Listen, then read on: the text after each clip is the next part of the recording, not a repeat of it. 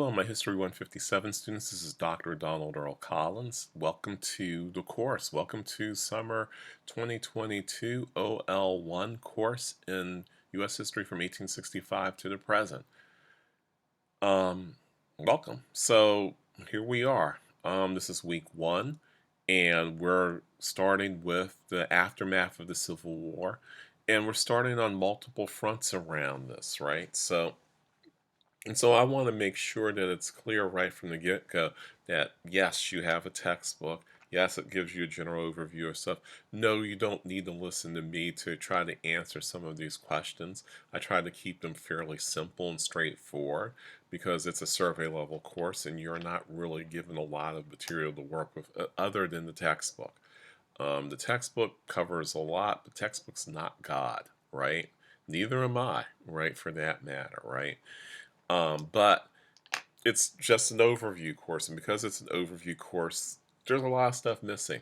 There's going to be a lot of stuff missing week after week, and so I'm just doing recordings to really give you a sense of how to connect dots that you otherwise wouldn't be able to connect, how to deal with some of the holes that are in the textbook around um, what's happening in these different periods of time in U.S. history and so on.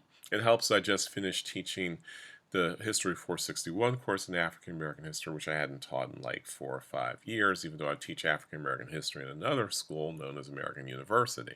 And I teach that practically on some level every semester, so particularly around DC's history and culture, just to give you an aside. So I'm just really trying to supplement, that's all. And I might comment from time to time about performances and discussions in class, but mostly around that. The only thing I really want to say that I think is really important to get laid out here really are two things besides the content of the course. One is most of what's in this course was not created by me. It's created by a committee of faculty at University of Maryland Global Campus, mostly collegiate faculty working with department chairs, right? They don't ask us adjuncts, essentially customer service representatives who happen to have PhDs and master's degrees in the fields in which we are supposed to be experts in to do much of anything other than to actually run the course and produce grades and not piss students off too much, right? So that's basically my job. But beyond that, stuff that's in the course is in the course. I might tweak a few things, particularly around discussions. I might be able to add an assessment or subtract an assessment depending on what I'm allowed to do by the university. But generally speaking, 90–95% of what's in the course is pre-packaged, it's prefab, right? Just like most houses are these days. Prefab, pre-built into the course, and you and I have to deal with it. So that's one thing. So if you're like, I don't understand why this is this way and that's that way, you have questions, it's usually because of either a minor discrepancy between my approach to a discussion or to a particular question versus what the university has, or in most cases, it's just simply something that's there that I'm not aware of or might be aware of, but I didn't think would be an issue at the time in terms of what the university or what my colleagues have designed for this particular course. So if you're looking to blame me for things, blame me for the things that I do design. Maybe something regarding discussion, maybe your final exam. Those are really the only things in the course that I have designed. Everything else is there because the powers that be put it there. So that's one thing. The second thing I want to really get at real quick is that in addition to all of that, is that this is, a course, like all the courses that you take at UMUC, this is, most of the courses, it's strictly online, which means I'm relying on you to keep up with material, which I'm relying on you to look up stuff. And I know people have questions the first week, and that's fine, particularly for students who actually might be new to UMGC. But the truth of the matter is that I'm not here to just, I'm not 20, I'm not a 24-hour day IT guy who, whenever you call, I'm going to instantly answer your question, right? I'm not something you just spin up out of a silo and go, hey, do this, do that, do the other thing. So if you have a question, Ask My Professor is a good place to put it. But another place to put it would just simply be my email. Just email me directly. It's literally, if you go through the table of contents in the contents section of Leo, the first thing that you click on when you click on table of contents is that my information appears. My name appears up there. My email address is up there. My general, way to contact me or not contact me are up there for you to contact me with. So it shouldn't be that difficult to send me an email. And to send me an email that says, I have questions about this, I have a concern about that, and that's fine. Um, Also recognize that this isn't just like with you. You have other work that you do. You might be working full time somewhere else. You might be deployed, actively working in the military, and all those kinds of things. I have other work too, right? This isn't my only job, and over the last few years, this hasn't even been my primary job. So, if it takes me a day, 36 hours, like I say in the syllabus, to get back to you, that's how long it takes. It's not going to be instant. So please be patient.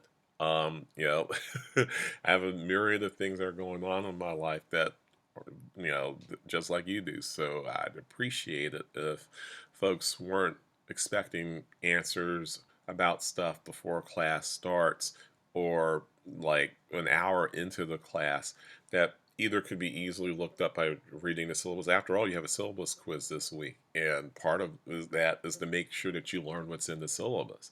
And you have discussion participation quiz this week for the same purpose, so that you actually understand what is expected of you in terms of discussion over the course of the week. So if I have to respect boundaries around your time, I hope that you would do the same for me, right?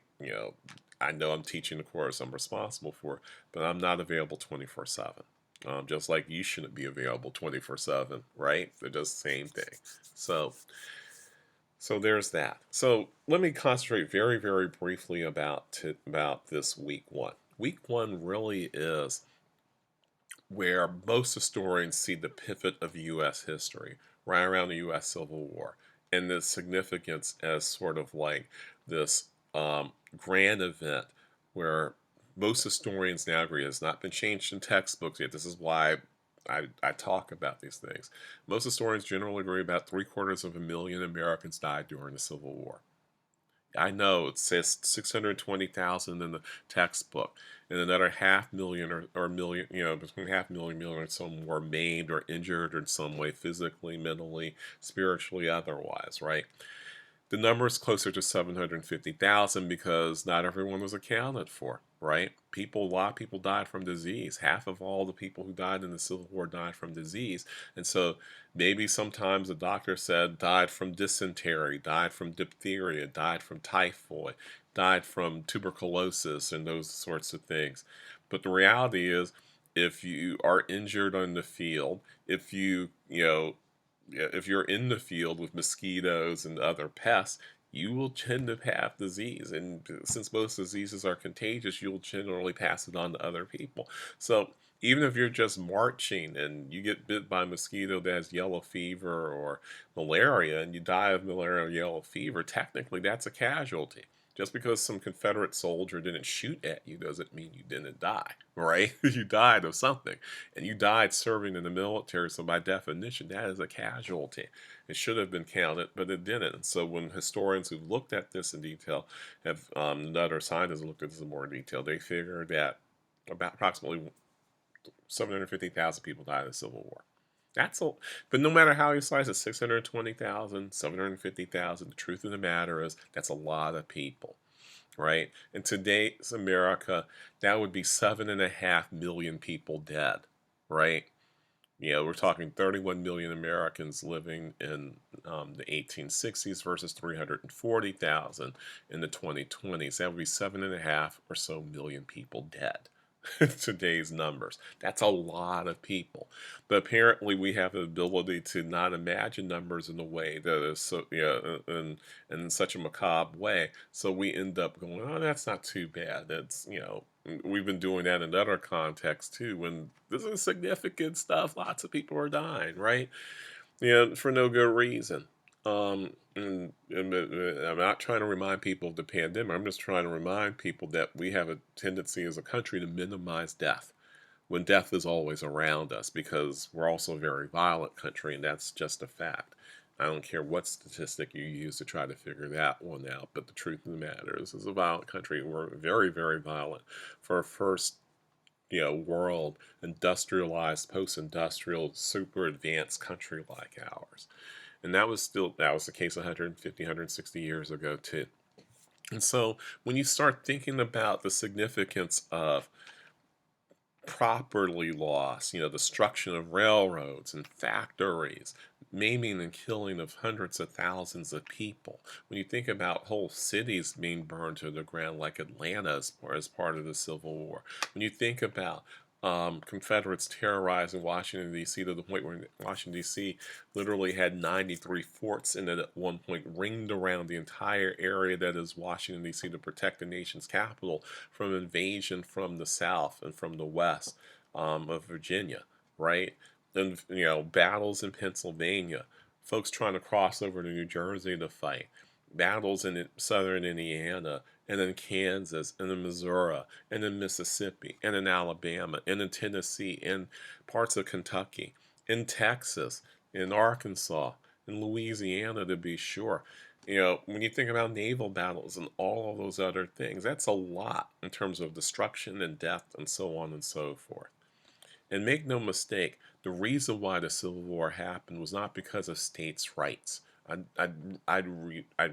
You can put it down in your discussion post, but I'm not going to give you a good grade for it, because it's states' rights to do what? To decide whether other human beings should be owned as cattle, chattel, property, and only considered as such, right? Used for political gain purposes as three-fifths of a person kind of thing. War was fought over slavery. No matter how you slice it, wars fought over slavery. This isn't even a debate. It hasn't been a debate among historians for a really long time. And by a really long time, I mean my lifetime plus 10 years. Okay? So, I'm 52. So, plus 10 years is 62. So, since the 60s, there's been no debate about this. Not among mainstream historians. Maybe among the more popular, not non-historian types who think they're history buffs, this is an issue. But among people who actually do this for a living, this has not been an issue. And so, really, there's the way your textbook treats this period, particularly when it comes to freed black folk, freed Africans who soon become African Americans by citizenship by virtue of the 14th Amendment to the Constitution. It tends to treat this as what the federal government did for Negroes, or what the federal government did for black people, rather than what black folks did with their freedom. And the contrast between that and how the textbook treats westward expansion as, yeah, we're settling this place, and millions of people are coming out here to have farms in Kansas and Nebraska and Montana and in the Dakotas and Wyoming and so on and so forth. We're settling this territory that we gained through a war with Mexico that lasted off and on for 2 years, taking basically half of their land from them as part of it, as part of our manifest destiny to spread the country from sea to shining sea, from the Atlantic to the Pacific, and acting like there was no one out there except these couple million Native Americans who've been living here for 14, 15, 20,000 years, right?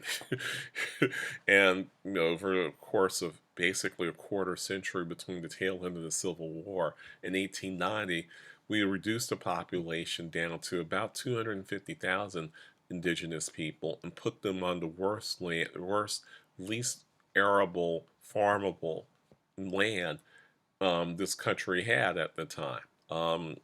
In the Dakotas, in Wyoming, in Nebraska, in Indian Territory, which is now known as Oklahoma, and other places, just taking more and more land and more resources with it from these folks at the same time. And so when you contrast those two, it's a period where the textbook essentially describes borderline genocide in the case of indigenous Americans, right? I would argue it's actual genocide. And, freedoms that didn't come very freely to a group of folks who had been enslaved for the better part of a quarter of a millennium 246 years, more or less. Although that, I'm not going to debate that because the truth of the matter is that's a whole other course exactly how long slavery lasted in this country. But slavery as a form of making people work, yeah, 246 years is pretty accurate.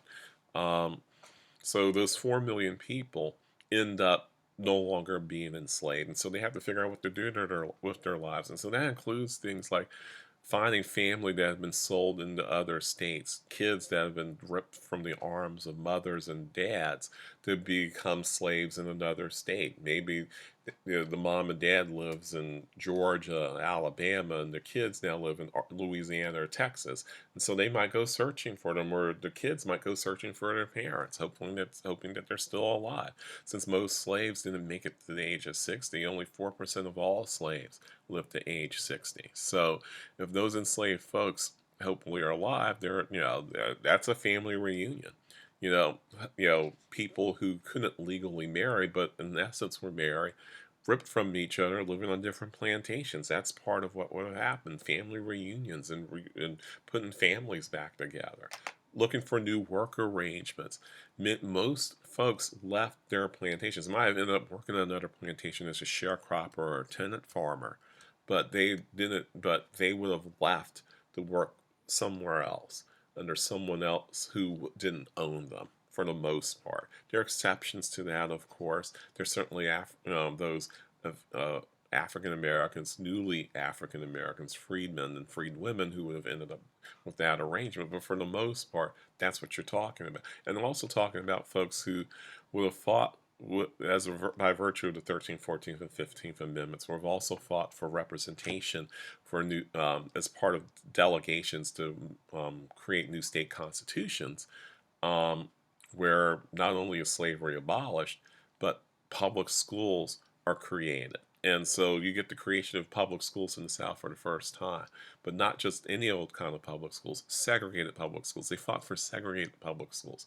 Why would they fight for segregated public schools? Because if you don't fight for segregated public schools, you might end up being excluded from public schools altogether. So that you might get public schools, but only for whites. So you fight for segregated public schools because it's better than being excluded from having any public form of education at all, right? And that was hard fought because until the Civil War, there had been only private schools in the southern U.S., only private schools. And so, which means most people in the South, white and free, the handful of freed blacks that lived there, um, and certainly enslaved folks, weren't allowed to get an education, certainly not at the public expense. And so that's a major, major deal, right? Those are all things that are part of the package of what black folk did during Reconstruction and the aftermath of the Civil War, right? Some of them stayed in the military and became Buffalo Soldiers, and part of the process of driving indigenous people into the reservation system that the U.S. sets up after 1865 so that they can take land to mine for gold in the Black Hills of South Dakota, or to mine copper in the middle of Colorado, or to mine iron or the Mesabi Range in northern Minnesota, or to build a railroad known as the Transcontinental Railroad, which was invested in by the federal government.